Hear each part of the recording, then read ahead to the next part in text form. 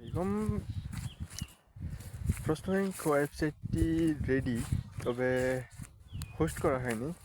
Host করা না করার প্রথম কারণ হচ্ছে আমি হোস্ট করতে চাচ্ছি না এখন। তো গত ভিডিওতে আমার এনসিটিভি বই এর একটা ডাটাবেস তৈরি করা হয়েছিল। ডাটাবেস তৈরি কমপ্লিট। তারপর বিভিন্ন বিশ্ববিদ্যালয় প্রশ্ন ব্যাংক আমি যেগুলো পড়ছি সেগুলো অ্যাড করা হয়েছে। অ্যাড করার পর আমি চাইছি যে এটা এখন পাবলিক করব না, তো এটা লোকাল হোস্টেই রাখলাম। তো দেখা হবে, পাবলিক করা হবে ইনশাল্লাহ।